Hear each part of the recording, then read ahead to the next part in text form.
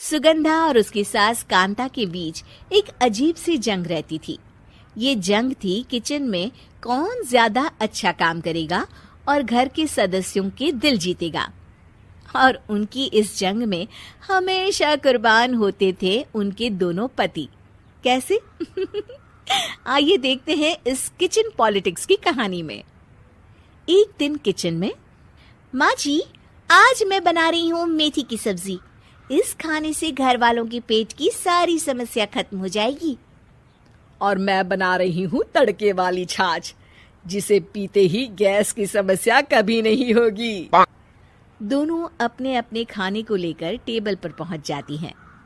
तभी सुगंधा के ससुर उसकी बनाई सब्जी की तारीफ कर देते हैं। अरे वाह, मेथी की सब्जी भी बनी है, बड़ी ही स्वादिष्ट है। वाह बहू वाह। अरे बहू, लेकिन इसमें इतनी सारी मेथी बर्बाद करने की क्या जरूरत थी? देखिए माँ जी, ये तो वो मेथी है जो आप रात में भिगोकर सुबह उसका पानी पीती हैं, और जो मेथी फेंक देती हैं उसी से मैंने ये सब्जी बनाई है। अरे वाह बहू, तुमने तो बड़ा ही समझदारी का काम किया। बस अब क्या था, कांता जी का तो मानो ये सुनकर खून ही सूख गया। वो फैसला कर लेती है कि किसी भी तरह वो अपने खाने की तारीफ लेकर ही रहेगी और सुगंधा को किचन में उसकी कमियां गिनाएगी। कांता फ्रिज खोलकर देख रही होती है और फिर सुगंधा से कहती है, अरे बहू, ये क्या, पूरा फ्रिज गंदा पड़ा है। तभी वहां सुगंधा का पति आ जाता है। वो सुगंधा को डांट कर कहता है, सुगंधा, तुम्हें कितनी बार कह रखा है कि वायरस फैल रहा है, साफ सफाई का पूरा ख्याल रखना है, लेकिन तुम किचन में इतनी गंदगी रखोगी तो कैसे चलेगा। सुगंधा सास की तरफ देखती है जहां वो मुस्कुरा रही होती है। सुगंधा समझ जाती है कि सास ने उससे बदला लेने के लिए ये सब किया है। दोनों रात के खाने की तैयारी में लग जाती हैं। दोनों ना एक दूसरे की तरफ देखती हैं और ना ही एक दूसरे से बातें करती हैं। रात को खाने की टेबल पर एक एक कर दोनों कई तरह के अलग अलग व्यंजन टेबल पर लगा देती हैं और अपने अपने पति के पास जाकर खड़ी हो जाती हैं। अरे खाइए जी खाइए, मैंने बड़ी मेहनत से बनाया है। प्लेट में वो खाना डालती हैं।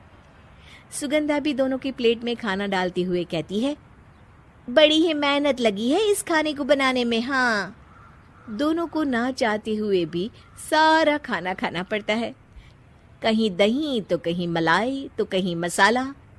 और इन सब के बाद दोनों बड़ी ही मुश्किल से अपने कमरे में सोने जाते हैं।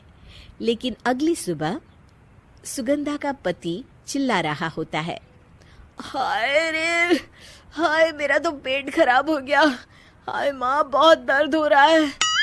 तो वहीं कांता के कमरे से भी कुछ ऐसी ही आवाज आने लगती है। हे भगवान, इस सास बहू की लड़ाई हमारी जान लेकर रहेगी। जाओ कोई डॉक्टर को बुला कर लाओ। डॉक्टर आते हैं। दोनों को देखकर कांता और सुगंधा से कहती हैं, देखिए, आप दोनों इन्हें खाने में हल्का ही दीजिएगा। हो सके तो रात का खाना जल्दी खाया करे और वॉक किया करे। इतना कहकर डॉक्टर वहां से चले जाते हैं। जिसके बाद एक बार फिर से दोनों बहुएं किचन में जाती हैं और खाना बनाने में लग जाती हैं। रात में खाने के टेबल पर दोनों एक बार फिर से खाना लगाने लगती है। पापा जी, मैंने ये पतली मूंग की दाल की खिचड़ी के साथ ये पापड़ और पुदीने की चटनी भी बनाई है। अरे बहू, अभी अभी बेचारे पेट की बीमारी से गुजरे हैं, इतना भारी खाना तो डॉक्टर ने भी मना किया है ना। देखिए, मैंने आप दोनों के लिए सूप बनाया है। और दोनों उन लोगों की प्लेट में खाना डालने लगती हैं। तभी दोनों एक साथ बोल पड़ते हैं, बस करो, हमें माफ करो, हमें नहीं खाना इस घर में ना खिचड़ी और ना ही सूप। हम इंसान हैं, एक वक्त में एक ही खाना खा सकते हैं। बस करो, हमें माफ करो, हमें नहीं खाना इस घर में ना खिचड़ी और ना ही सूप। हम इंसान हैं, एक वक्त में एक ही खाना खा सकते हैं। इतना कहकर वो दोनों वहां से चले जाते हैं। कहानी का अंत। आप लोग उम्मीद कर रहे होंगे कि अंत में सब ठीक हो जाएगा।